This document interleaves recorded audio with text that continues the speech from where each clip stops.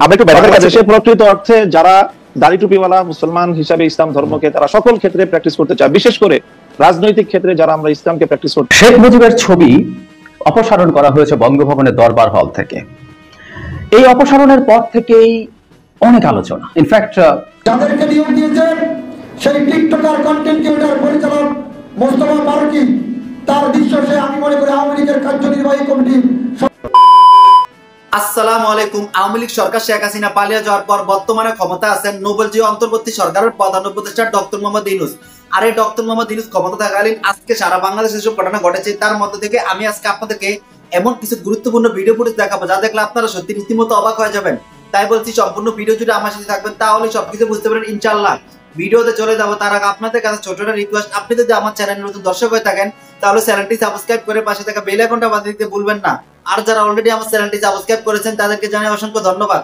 তো দর্শক চলুন আজকে সেই কাঙ্ক্ষিত ভিডিও ফুটেজগুলো আমরা ধারাবাহিক পর্যায়ক্রমে কয়েকটি ভিডিও ফুটেজ প্রমাণ সহকারে দেখে আসি। আমরা একটু বাংলাদেশে প্রকৃত অর্থে যারা দাড়ি টুপিওয়ালা মুসলমান হিসাবে ইসলাম ধর্মকে তারা সকল ক্ষেত্রে প্র্যাকটিস করতে চায়, বিশেষ করে রাজনৈতিক ক্ষেত্রে যারা আমরা ইসলামকে প্র্যাকটিস করতে চাই, আমরাই হলাম প্রকৃত অর্থে বাংলাদেশ আসলে সংখ্যালঘু এবং আমরাই সবচেয়ে বেশি বৈষম্য এবং নানা ধরনের অত্যাচার এবং নিপীড়নের শিকার। এবং আমাদের এই নিপীড়নের বিরুদ্ধে কখনোই সমাজের এই যে সাধারণ শিক্ষা ব্যবস্থার যারা শিক্ষক মহোদয় আছেন বা অন্যান্য একটা সোচ্চার কখনো আমরা পাই। আচ্ছা, আমরা এটা অধ্যাপক মাহবুবকে জানতে চাইবো। আমি একটু আপনার কাছ থেকে এটা জানতে চাই যে ধরেন বাংলাদেশে আপনি যে ধরনের রাষ্ট্র ব্যবস্থা কায়েম করতে চাচ্ছেন, ধরেন যে খিলাফা, সে খিলাফা আসলো, তাহলে কি আপনারা এই যে ধরেন কালী পূজার কথা বলা হলো সেগুলি বন্ধ করে দিবেন? না রমনা বা বন্ধ হবে কেন? সেগুলি করতে প্রত্যেক ধর্মাবলম্বীর যার যার ধর্মীয় রীতি অনুযায়ী তার সে ধর্মীয় স্বাধীনতা ভোগ করবে, তার জানমালের নিরাপত্তার যে বিষয়গুলো আছে। ইসলামী রাষ্ট্র ব্যবস্থা, ইসলামী রাজনৈতিক যে বন্দোবস্ত, সেখানে অন্য ধর্মাবলম্বীদের ধর্ম পালনের শুধু স্বাধীনতা নয় বরং নিরাপত্তা নিশ্চিত করা হয়েছে এবং সেই নিরাপত্তা অবশ্যই বাস্তবায়ন করা হবে। তাদেরকে কি জিজিয়া কর দিতে হবে? এখন আমি প্রথমেই কথা বলি যে আমরা মুসলিম কি অমুসলিম। যদি আমি মুসলিম হয়ে থাকি তাহলে আমাকে অবশ্যই কোরআনের প্রত্যেকটা আইনকে বিশ্বাস করতে হবে, মানতে হবে। আমরা আপনাদের কাছে পাল্টা প্রশ্ন করি খালেদ মহিউদ্দিন সাহেবকে এবং আজকে আমার অতিথিকে যে আমরা এজ এ মুসলিম আমরা কোরআনের প্রত্যেকটা বিধানকে শ্রদ্ধা করি কিনা এবং প্রত্যেকটা বিধান আল্লাহর পক্ষ থেকে প্রদত্ত সেই হিসাবে আমি বিশ্বাস এবং মানি কিনা সেটা বলেন আপনারা। আচ্ছা, আমি প্রশ্ন উত্তর দিচ্ছি, আপনি নিশ্চয়ই আমার থেকে দিবেন, আপা উত্তর দিবেন। আমি শুধু প্রশ্নটা করি যে আমরা কি কোরআনের বিধানটার প্রতি শ্রদ্ধা করি কেবলমাত্র আমি মুসলমান সেইটা বড় হওয়ার জন্য, নাকি আপা আরেকটা কথা বিভিন্ন জায়গায় বলে থাকেন, আমার হারাম হালাল জ্ঞান, আমার ঘুষ সুদ জ্ঞান, আমার অন্যায় অত্যাচার জ্ঞান, আমার বিভিন্নভাবে বিভিন্ন মানুষের যেটাকে আমানতে খেয়ানত করার জ্ঞান, সেইটাও আমরা মানি। আমি তো দেখি বাংলাদেশ 90 ভাগ মুসলমানের দেশ, আমি দেখি 90 ভাগ মুসলমানের মধ্যে 90 ভাগ ধর্মীয় সেই বিশ্বাসটাকে আপনি প্র্যাকটিস করার বিষয়। যদি আপনি ধর্মীয় যে বিশ্বাস সেটাকে যদি আপনি অ্যাকসেপ্ট করেন দেন তখন আপনি মুমিন এবং যদি আপনি সেটাকে প্র্যাকটিস করেন তারপর আপনি সে ভালো আমল হলো আপনার উন্নত মুসলিম হলেন। কিন্তু আমাদের প্রশ্নের আমি বলি একটু শুনেন, জিজিয়া কর দিবে কিনা। জিজিয়া করটাকে স্বাভাবিকভাবে যেটা ভাবে উপস্থাপন করা হয় যে এটাকে খুব একটা জুলুম এবং অন্যায় এবং ইসলামের একটা বৈষম্যপূর্ণ বিধান হিসেবে আপনারা আখ্যায়িত করার আপনার প্রশ্নের টোনের মধ্যে কথাটা রয়েছে। জিজিয়া কর এটা হলো মুসলমানদের কাছ থেকে জাকাত নেওয়া হয়, সেই জাকাত হলো তাদের অর্থনৈতিক রাষ্ট্রীয় যেই আপনার এই সোর্স, সেই সোর্সের এখান থেকে একটা ইনকাম। ঠিক তেমনি ভাবে অমুসলিমরা জাকাত দিবে না, তারা জাকাতের পরিবর্তে তারা জিজিয়া এবং কর দিবে এবং এই জিজিয়া করের বিনিময়ে তারা তাদেরকে রাষ্ট্র সব ধরনের নিরাপত্তা এবং তাদের যে সার্ভিস গুলো দিবে, এটাকে আমরা সার্ভিস চার্জ বলতে পারি আসলে মূলত জিজিয়া কর। আমি শুধু জানতে চাইছিলাম যে জাকাত যেমন একটা নির্দিষ্ট পরিমাণ ধন সম্পত্তি থাকলে সেই নির্দিষ্ট পরিমাণ ধন সম্পত্তির উপর ভিত্তি করে জাকাত দেওয়াটা জিজিয়া কর কি তাই? জিজিয়া কর হলো একটা চুক্তির ভিত্তিতে এবং যৌক্তিক পরিমাণে, মানে পক্ষ থেকে নির্ধারণ করা হয় যে মাথা পিছু কতটুকু সামর্থ্য থাকলে কতটুকু দিবে এবং সামর্থ্যের বাইরে যদি কারো উপরে জিজিয়া কর আরোপ করা হয় তাহলে সেক্ষেত্রে কোরআন এবং হাদিসে সুস্পষ্টভাবে রাষ্ট্রকে নিষেধ করা হয়েছে এবং যে এই আইন করবে একজন ব্যক্তির উপর সামর্থ্যের বাইরে যদি তার কাছ থেকে সার্ভিস চার্জ নেওয়া হয়, জিজিয়া কর নেওয়া হয়, তাহলে সেই আইন বলবৎ করা যাবে না। ইসলামে তো 3 মাসে কিন্তু আরো কিছু ঘটনার খবর পেয়েছি যেখানে রাস্তায় চলাচল নারীরা আক্রান্ত হয়েছেন, পোশাক নিয়ে নারীদের কটূক্তি করা হয়েছে বা হচ্ছে। এসব ঘটনায় আপনাদের ক্ষেত্রে আপনাদের সমর্থন কি আছে? অনেক ক্ষেত্রে তৌহিদি জনতার কথা বলা হয়েছে, আমি একটু শেষ করি। তো অনেক ক্ষেত্রে তৌহিদি জনতার কথা বলা হচ্ছে, এই তৌহিদি জনতা আসলে কারা, তাদের আপনি চেনেন কিনা, জানেন কিনা? জানাব মামুনুল হক। আমি তৌহিদি জনতার পরিচয় যাচ্ছি না। আমি প্রথম আপনাদের এবং আমাদের আজকে সম্মানিত অতিথি যে কথাগুলো বললেন সেই কথাগুলো সমাজের খুবই একেবারে বিচ্ছিন্ন কিছু ঘটনা। আর এর বিপরীত দিকে আমরা এই দেশে এই মানে প্রকৃত অর্থে যারা প্র্যাকটিসিং মুসলিম, আমরা আমাদের বেশভূষায় এবং লেবাস পোশাকে আমরা যে কতটা এখানে নানাভাবে বৈষম্যের শিকার, হেনস্থার শিকার, তার খুব কম দৃষ্টান্তই আপনারা মিডিয়াতেও আনেন। আর আপনাদের এই সাধারণ যেই যারা মহলে চলাফেরা করেন আপনাদের খুব কম আমার মনে হয় এটা জানাশোনা আছে। এই যে কালী পূজার যে দৃষ্টান্ত উনি আনলেন, আমি যদি এর বিপরীতে দৃষ্টান্ত আনি যে বাংলাদেশের বুয়েটের মতো একটা শিক্ষা প্রতিষ্ঠানে সেখানে সব ধরনের গান বাদ্য ইত্যাদির অনুষ্ঠানগুলো দেদারসে হচ্ছে, কখনোই সেখানে এটা নিয়ে কখনো কোনো সময় পারমিশনের ক্ষেত্রে কোনো বিধিনিষেধ হচ্ছে না, অথচ তারা একটা কোরআনের তাফসিরের আলোচনা করতে গিয়ে অনুমতি চেয়েছিলেন। রাসূল সাল্লাল্লাহু আলাইহি ওয়াসাল্লামের জীবনী আলোচনার মতো একটা সাধারণ মানের ধর্মীয় অনুষ্ঠান আয়োজন করা পারমিশন চেয়েও বুয়েটের কর্তৃপক্ষের কাছ থেকে সেই অনুমোদনটা পাননি। এটা সকল মিডিয়াতে এসেছে। ঢাকা বিশ্ববিদ্যালয়ের কথা যদি বলি, এই ঢাকা বিশ্ববিদ্যালয়ে আপনারা কত বছর কত যুগ পর্যন্ত ইসলামের নামে কোনো ছাত্র সংগঠনকে আপনারা একটা প্রোগ্রাম করতে দেয় নাই, অথচ সেখানে অন্য সব ধরনের ছাত্র সংগঠনগুলো তারা কার্যক্রম পরিচালনা করছে। কমিউনিজমের মতাদর্শের যারা তারা করতে পারবে, অন্যান্য তারা করতে পারবে, কিন্তু ইসলামী ছাত্র সংগঠনের নাম নেওয়া হলেই ঢাকা বিশ্ববিদ্যালয় তাদেরকে অচ্ছুত হিসেবে সাব্যস্ত করে রাখা হয়েছিল।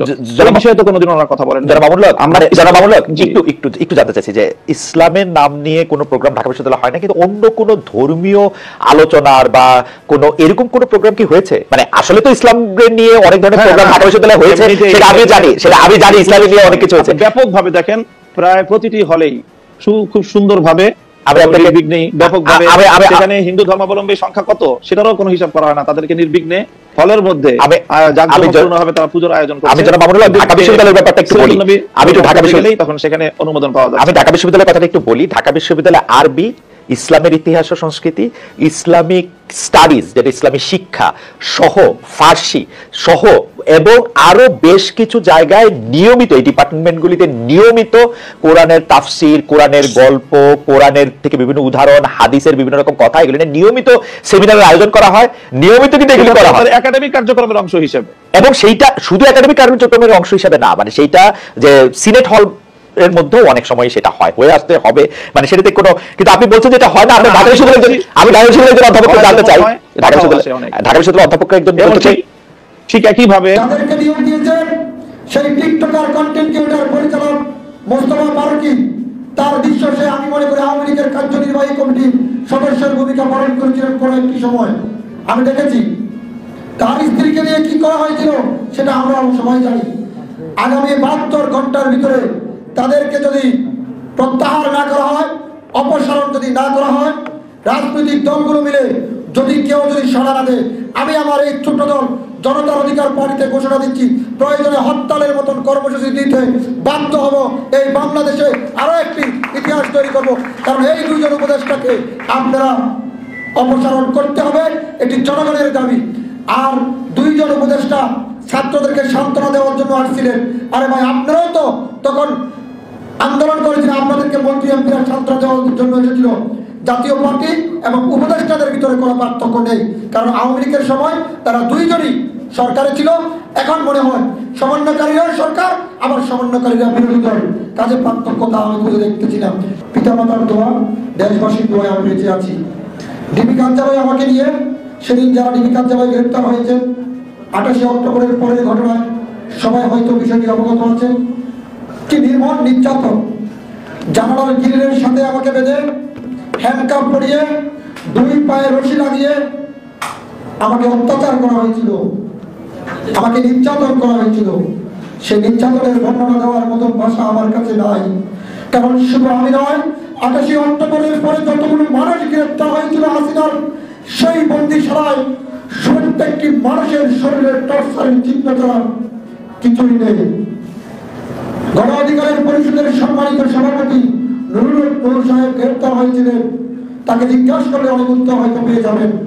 ডিবি কাঞ্জাবাইয়ের গ্রেপ্তারের পর যে নির্মম নির্যাতন করা হয়েছিল বিরোধী দলের নেতাকর্মীদের উপর, সেই নির্মম নির্যাতনের বর্ণনা দেওয়ার মতন কোনো ভাষা আমার নেই। মা কেঁদেছে, বাবা কেঁদেছে, আত্মীয় স্বজন কেঁদেছে, বোন কেঁদেছিল। কোথায় রেখেছে ডিবি হারুন সেই প্রশ্নের উত্তর দেননি, গ্রেপ্তারের কথা অস্বীকার করেছে। যখন মিডিয়াতে বারবার এটি প্রকাশিত হয়েছিল, তখন 13 নভেম্বর আদালতের মিডিয়ার সামনে আমাকে হাজির করা হয়েছিল। চেয়েছিল আমাকে খুন করে ফেলবে, কিন্তু আল্লাহ রহমতে পারেনি। প্রস্তাব ছিল আমার দুটো, একটা হচ্ছে আমাকে টাকা দিবে মোটা অঙ্কের বিরোধী দলের বিপক্ষে গিয়ে কথা বলার জন্য, প্রস্তাব ছিল আরেকটি, সেটি হচ্ছে তোমার যারা কয়েকজন লোক আছে তুমি রাজপথে নামছো কেন, বড় বড় রাজনৈতিক দল নামছে না, তুমি কেন চিল্লাফাল্লা করছো? আমি একটাই উত্তর দিয়েছি, আমি একা হলেও গণতন্ত্রের জন্য যুদ্ধ করবো, জীবন থাকতে আমি যুদ্ধের ময়দানে থাকবো, আর আপনাদের সাথে কোনো ধরনের আপোষ মীমাংসা নয়। আল্লাহর রহমতে সেই স্বাধীন একটি সংগ্রাম আমরা পেয়েছি 5 আগস্টের পরে। শুধু এতটুকু বলতে চাই, এই দেশের মানুষের জন্য কাজ করতে পারি, 2-4টি কথা বলতে পারি। তো সম্মানিত দর্শক, আশা করছি আপনারা সম্পূর্ণ ভিডিও ফুটেজটা মনোযোগ সহকারে দেখেছেন। আওয়ামী লীগ সরকার শেখ হাসিনা পালিয়ে যাওয়ার পর অন্তর্বর্তী সরকারের প্রধান উপদেষ্টা নোবেলজয়ী ডক্টর মোহাম্মদ ইউনূস ক্ষমতা থাকাকালীন আজকে কি হয়েছে তাও বুঝতে পেরেছেন। এই বিষয়ে আপনাদের একটা গুরুত্বপূর্ণ মতামত অবশ্যই কমেন্ট করবেন। চলুন আমরা এই বিষয়ে আরো একটা গুরুত্বপূর্ণ ভিডিও ফুটেজ মনোযোগ সহকারে দেখে আসি। শেখ মুজিবের ছবি অপসারণ করা হয়েছে বঙ্গভবনের দরবার হল থেকে। এই অপসারণের পর থেকেই অনেক আলোচনা, ইনফ্যাক্ট অপসারণের পর না, অপসারণের আগে আমাদের মনে থাকার কথা যে আমাদের সামনে এই ছবিটা এসছে, 3 জন নতুন উপদেষ্টা, জনাব মুস্তাফা সরোয়ার ফারুকী, জনাব বশিরউদ্দিন আকিজ এবং মাহফুজ আলম। তারা যখন শপথ নেন তখন বড় যে ফ্রেম তাতে দেখা যায় তাদের মাথার উপরে শেখ মুজিবুর রহমানের ছবি আছে। এটা নিয়ে তীব্র আলোচনা সমালোচনা ছড়িয়ে পরে সেটা সরানো হয়েছে এবং সে তারপর বিএনপির যুগ্ম মহাসচিব জনাব রুহুল কবির রিজভী সেটার প্রতিবাদ করা এবং তার বক্তব্য থেকে আবার সরে আসা, সবকিছু মিলে অনেক নাটকীয় ঘটনা ঘটলো এই ছবিটা নিয়ে। এতে স্বাভাবিকভাবে আমরা অনেকে এনগেজড হয়েছি এবং এটার ইম্প্যাক্ট আলোচনা করছি। আমিও এই বিষয়ে কয়েকটা কথা একটু বলতে চাই। প্রথম যে ঘটনাটা ঘটলো, যখন তারা শপথ নিচ্ছিলেন তখন দেখা যায় মুজিবের ছবি দরবার হলে আছে, দরবার হলে থাকার কথা আমরা অনেকে হয়তো জানি। আমি একটু জানিয়ে রাখি, যে কারণে হয়তো কেউ সমালোচনা আবার শুরু করবেন সংবিধান রাখা নিয়ে, সেটা আসছি। সংবিধান মতোই মুজিবের প্রতিকৃতি থাকার কথা। 4 ক, জাতির পিতা বঙ্গবন্ধু শেখ মুজিবুর রহমানের প্রতিকৃতি রাষ্ট্রপতি, প্রধানমন্ত্রী, স্পিকার ও প্রধান বিচারপতির কার্যালয় এবং সকল সরকারি ও আধা সরকারি অফিস, স্বায়ত্তশাসিত প্রতিষ্ঠান, সংবিধিবদ্ধ সরকারি কর্তৃপক্ষের প্রধান ও শাখা কার্যালয়, সরকারি ও বেসরকারি শিক্ষা প্রতিষ্ঠান, বিদেশে অবস্থিত বাংলাদেশের দূতাবাস ও মিশন সমূহে সংরক্ষণ ও প্রদর্শন করিতে হইবে। এটা ৫ম সংশোধনী, কুখ্যাত ৫ম সংশোধনীর কথা আমরা জানি, সেটার মাধ্যমে এটা যুক্ত করা হয়েছে। সুতরাং এটা সাংবিধানিক যে মুজিবের ছবি থাকতে হবে এবং এটা সরিয়ে ফেলা অসাংবিধানিক কাজ হয়েছে। আসবো সে জায়গায়। সুতরাং মুজিবের ছবি এতদিন ছিল এবং আমরা জানি বেশ কয়েকজন উপদেষ্টার অফিসেও মুজিবের ছবি টাঙানো ছিল। তারপর যেটা হলো, যখন প্রচুর সমালোচনা হলো তখন নতুন এক সময় যিনি প্রধান উপদেষ্টা বিশেষ সহকারী ছিলেন, তিনি উপদেষ্টা হিসেবে শপথ নিয়েছেন জনাব মাহফুজ আলম। সেই ছবি সরিয়ে নিজে সেটার সামনে দাঁড়িয়ে স্ট্যাটাস দিয়েছেন যে দেরি হলেও কাজটা করা হয়েছে, মুজিবের ছবি অপসারণ করা হয়েছে।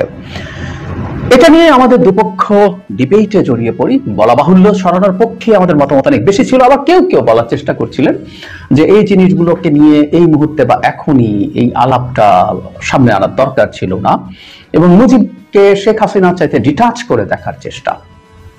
মুজিবের কিছু ব্যাপারকে তো আলাদা করে দেখা যেতেই পারে, সেটা অন্য আলোচনা, সেটা পরে আসছি। সেটা না করে এই অ্যাগ্রেসিভ অ্যাটিটিউড গুলো দরকার ছিল না। কেউ কেউ বলছেন ৫ম সংশোধনী যেহেতু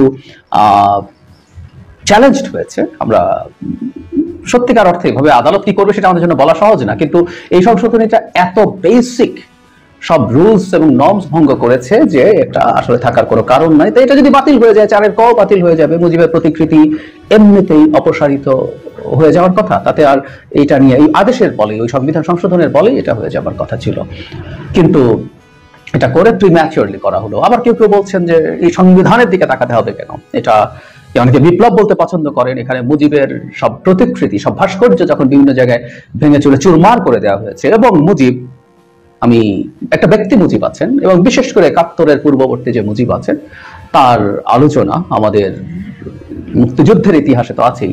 তো সেটাকে যদি আমরা অ্যাটলিস্ট শেখ হাসিনার সিম্বল হিসাবে ভেঙে ফেলি, তো এই ছবিগুলো কেন অপসারণ করব না? তীব্র বিতর্ক ছড়িয়ে পড়েছিল। প্রাথমিকভাবে জনাব রুহুল কবির রিজভী সমালোচনা করেছেন। তিনি সমালোচনা করে এমনকি এটাও বলেছেন ১৯৭৫ সালের ১৫ই আগস্টের পর খন্দকার মুশতাক বঙ্গভবন থেকে শেখ মুজিবের ছবি নামিয়ে দিয়েছিল, কিন্তু জিয়াউর রহমান রাষ্ট্রপতি হওয়ার পর তিনি আবার শেখ মুজিবের ছবি পুনঃস্থাপন করেছিলেন। তিনি বলছেন আজকে আমি খবরে পড়েছি বঙ্গভবন থেকে শেখ মুজিবের ছবি নামানো হয়েছে। দেখুন, সময় তো সবসময় একরকম যায় না, ইতিহাসে যার যতটুকু অবদান সেটা থাক। আমরা স্বাধীনতার পর শেখ মুজিবুর রহমানের অনেক অন্যায় ও দুঃশাসন দেখেছি, তারপরও তো সেটা ছিল, তার ছবিটা ছিল। আমি মনে করি তার ছবিটা নামিয়ে ফেলা উচিত হয়নি। কিন্তু এখানে কিন্তু কতগুলো গুরুত্বপূর্ণ কথা রিজভী সাহেব বলছেন। আমাদের জাতীয় জীবন ও জাতীয় ইতিহাসের আন্দোলনে তার যতটুকু অবদান স্বীকার করা হোক। আমরা আওয়ামী লীগের মতো সংকীর্ণ নই, আমরা ছোট মনের নই, সেই জন্য বলছি শেখ মুজিবের ছবি নামানো উচিত হয়নি। বলা বাহুল্য, এরপর অনেকে তীব্র ক্ষোভে ফেটে পড়েন যে এই বিদ্যমান বাস্তবতায় দাঁড়িয়ে তার এই ধরনের মন্তব্য, এবং এটাকে কেউ কেউ আওয়ামী পুনর্বাসন হিসাবে ট্যাগ করতে চেয়েছেন। আমি তার বক্তব্য তো পুরোটা পড়লাম এই কারণে, তার বক্তব্যের মধ্যে মূল স্পিরিটটা হয়তো আমরা ধরতে পারবো। তিনি আওয়ামী লীগ পুনর্বাসন করবেন সেটাকে এইভাবে দেখা ঠিক না, যদিও নানা জায়গা থেকে এখন বিএনপি এবং আওয়ামী লীগকে একসাথে যুক্ত করে স্টিগমাটাইজ করার চেষ্টা করা হচ্ছে। ফলে খুব স্বাভাবিকভাবে খুব দ্রুত জনাব রিজভী তার অবস্থান থেকে সরে এসে তিনি সেটার জন্য ভুল স্বীকার করেছেন, এবং যেভাবে গায়ের জোরে এটা করা হয়েছে, ইয়েস ইট ইজ রাইট, যে পঞ্চদশ সংশোধনী একটা অত্যন্ত অন্যায় সংবিধান সংশোধনী, সেটার মাধ্যমে অন্তর্ভুক্ত হয়েছিল সেটাকে উল্লেখ করেছেন, এবং সেই কারণেই এটার বিরোধিতা তিনি করছেন। ফলে আমরা বলতে পারি যে এক্সিস্টিং যে জনমত সেটার বিরুদ্ধে বিএনপি গেল না। তারও আগে এই প্রশ্ন কেউ করতেই পারেন যে জনাব রুহুল কবির রিজভী যে বক্তব্য দিয়েছেন সেটা অফিসিয়াল স্ট্যান্স ছিল কিনা। যদি অফিসিয়াল স্ট্যান্স থেকে থাকে এবং পরে সেটা থেকে সরে আসা হয়, নাকি তার ব্যক্তিগত ব্যাপার, অনেকগুলো যদি কিন্তু আছে। কিন্তু আমরা সাম্প্রতিক সময়ের একটা ব্যাকগ্রাউন্ড একটু মাথায় রাখলে সম্ভবত এই অবস্থানটারও কিছু ব্যাখ্যা আমরা করতে পারবো। আমরা খেয়াল করেছি, এবং আমি আগেও বলেছি, রাষ্ট্রপতি ইস্যুতে ছাত্ররা এবং ছাত্রদের সাথে কিছু দল যুক্ত হয়েছে যে রাষ্ট্রপতিকে এখনই চলে যেতে হবে।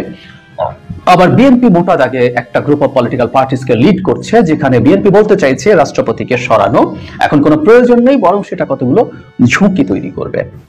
ফলে এই যে একটা কনফ্রন্টেশন ছিল, এবং শুধু সেটা ওই জায়গায় থেমে নেই। আমি খেয়াল করেছি এই ইস্যু নিয়ে দুটো গ্রুপের মধ্যে যখন সংঘাত তৈরি হয়েছে, দ্বিমত তৈরি হয়েছে, তখন বিভিন্ন রিপোর্টে ছাত্র সমন্বয়করা কথা বলছেন, এবং সেই সমন্বয়করা বিএনপিকে ব্লেম করছেন, তাদের যে এটা ভালোভাবে নেন নাই সেটা হয়েছে। সুতরাং সংঘাতটা আসলে শেষ হয়ে যায়নি, তারা এক ধরনের মুখোমুখি অবস্থানে আসলে আছেন। সেইটার পরিপ্রেক্ষিতেই যেহেতু ছাত্রদের জায়গা থেকে এরকম একটা পদক্ষেপ নেওয়া হয়েছে, বিএনপি সেখানে পাল্টা একটা অবস্থান নেওয়ার চেষ্টা করছে কিনা এই ইন্টারপ্রিটেশন কেউ করতে পারতো, ও এটা খুবই লজিক্যাল হতো না। রাজনীতিতে একটা কথা মনে রাখতে হবে, রাজনীতিতে যারা যা যা করেন, সামনে যা যা বলেন, তার চাইতেও আরো অনেক কিছু ভেতরের ব্যাপার আছে। মুজিবের ছবি সরিয়ে ফেলায় আমি বিপ্লবকেই, যারা বিপ্লব বলছেন, which I don't agree with, আমি বলেছি বহুবার, আমি এটাকে অভ্যুত্থান মনে করি, তো সেটাকে যারা স্পিরিট বলছেন, তার চাইতেও জরুরি কথা হচ্ছে তাদেরও কিছু পলিটিক্যাল আন্ডারস্ট্যান্ডিং আছে, পলিটিক্যাল গেইনিং এর কথা তারা ভাবছেন। নানা ক্ষেত্রে তারা আসলে দেখাতে চান যে তারা ম্যাটার করেন, সেই মেসেজ। আবার বিএনপি যখন এটাকে রাখার কথাও বলছে, তাতে যে ব্যাখ্যা আমরা প্রাথমিকভাবে রিজভী সাহেবের কাছ থেকে শুনেছিলাম, তার ভেতরে আসলে অনেক ব্যাপার থাকে। ওই যে বলছি, ভেতরে ব্যাপারটা এইরকম হবারই খুবই সম্ভাবনা আছে। কিভাবে আমরা দেখব? আমি আমার টেকের কথা যদি বলি, শেখ মুজিবুর রহমানের প্রত্যেকটা ভাস্কর্য যখন ভাঙা হয়েছে, ধরে ধরে খুঁজে খুঁজে, আমাদের ওই যে সময়টা ছিল, ওই সময়টার মধ্যে এই জিনিসগুলো ইনস্ট্যান্টলি, যখন একটা স্বৈরাচারের নিপীড়নে আমরা দীর্ঘ সময় ছিলাম, তাকে পালিয়ে যেতে হয়েছে, তখন এই ভাঙাগুলোকে আমরা অনেকেই এটা হয়েছে যে এটা আসলে শেখ হাসিনার যে দুঃশাসন, দুর্নীতি, অপশাসন, অসভ্যতা, বর্বরতা, তার সিম্বল। শেখ মুজিবকে সামনে রেখে উনি তার ন্যারেটিভ নির্মাণ করার চেষ্টা করেছিলেন। সুতরাং এগুলো ভেঙে ফেলা মানে আসলে ওটাকে ভেঙে ফেলা।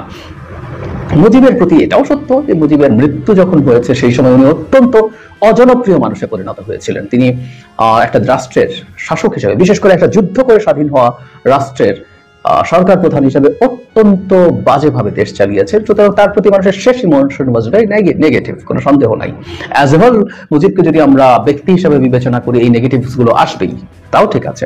কিন্তু এটা ফ্যাক্ট যে যেটা যারা রিজভী বোঝানোর চেষ্টা করছেন, যে মুক্তিযুদ্ধের সময় মুক্তিযুদ্ধের যে ইতিহাস, এটা নিয়ে আমি বহুবার এর মধ্যে কথা বলেছি, আর আজকে রিপিট করছি না। সেই ইতিহাসে মুজিব স্বাধীনতা না চাইলেও আমাদের মুক্তিযুদ্ধের ইতিহাসে শেখ মুজিবুর রহমান অত্যন্ত না, এভাবে বলাই বেটার, সবচেয়ে গুরুত্বপূর্ণ নাম। এবং আমরা অনেকেই এখন যে ফাউন্ডিং ফাদার্স এর কথা বলছি, তার মধ্যে তিনি সবচেয়ে সিগনিফিক্যান্ট ফাউন্ডিং ফাদার্স, অনেকের মধ্যে তিনি তো থাকবেনই, এবং সবচেয়ে সিগনিফিক্যান্ট হিসাবে আমরা তাকে অনেকে রাখতে চাইবো, অনেকেই রাখবেন। সো ওই ইতিহাসটুকু থাকবে। সুতরাং এই ছবি সরিয়ে ফেলায় মুজিব বাতিল হয়ে যাবেন বা খারিজ হয়ে যাবেন, আসলে তা না। কিন্তু এই ছবি সরিয়ে ফেলায় বরং এই আলাপটা আসলে যেটা হয়েছিল যে এই মুহূর্তে অন্তত শেখ মুজিবুর রহমান এবং বিশেষ করে শেখ হাসিনা তার বাবাকে যেভাবে ব্যবহার করেছেন, সেই ব্যবহারের যে রিয়াকশন আমরা সেটা হিসেবেই দেখতে পারি। কারণ আমি দেখেছি, আমি ব্যক্তিগতভাবে যখন কথা বলেছি এই ছবি নিয়ে অনেকেই প্রশ্ন তুলেছেন। সুতরাং জনগণের যে ইমোশন আছে, জনগণের যে আবেগ আছে, চাওয়া আছে, সেটা পূর্ণ হলো, এটা নট ব্যাড। কিন্তু ওই যে বললাম, পঞ্চদশ সংশোধনী বাতিল হলে এটা কনস্টিটিউশনালি বাতিল হয়ে যেতে পারতো। কিন্তু বাংলাদেশে কিন্তু এই মুহূর্তে একটা ডিবেট দুটো পক্ষের মধ্যে আছে। একটা পক্ষ মনে করছেন কনস্টিটিউশনকে ছুঁড়ে ফেলে দেওয়া উচিত এবং এটাকে ডিফাই করা উচিত, সব ক্ষেত্রে এটার বাইরে যাওয়া উচিত। আবার কেউ কেউ মনে করেন যে না, সংবিধান থাকা উচিত এবং এই সরকার যেহেতু কনস্টিটিউশনাল ফ্রেমওয়ার্কের মধ্যে আছে, কারণ মনে হতেই পারে যে 15th অ্যামেন্ডমেন্ট বাতিল হলে তো এই মুজিবের এই ছবির ব্যাপারটা এমনিই চুকে বুকে যেত, তাহলে আর এই ঝামেলাটার প্রয়োজন ছিল না। ওটা বাতিল হলে এটা তখন সিস্টেম্যাটিকলি নেমে যেত, কারণ এটা তখন কনস্টিটিউশনে নাই। কিন্তু ওই যে বললাম, এখানেও রাজনীতি আছে, দুটো গ্রুপেরই রাজনীতি আছে, যে সংবিধান আছে কি নাই। আবার সংবিধান রেখেও সংবিধানের অবাধ্য হওয়া যাবে না, তাও না। এটা নিয়ে আমি অনেকবার কথা বলেছি। আমাদের যে সরকারটা গঠিত হয়েছে বা ভবিষ্যতে আরো বেশ কিছু জিনিস এই সরকার করতে হবে যেগুলো অটোমেটিকলি এক্সিস্টিং সংবিধানের বাইরে গিয়ে দাঁড়াবে। যদি তাই হয়ে থাকে এবং ভবিষ্যতে আমাদের যে সংসদ গঠিত হবে তাকে এটা র্যাটিফাই করতে হবে। তো সুতরাং এটা সংবিধানের বাইরে যদি ঘটেও থাকে, তাতে সংবিধান খারিজ হয়ে গেছে, বাতিল হয়ে গেছে, ব্যাপারটা তাও না।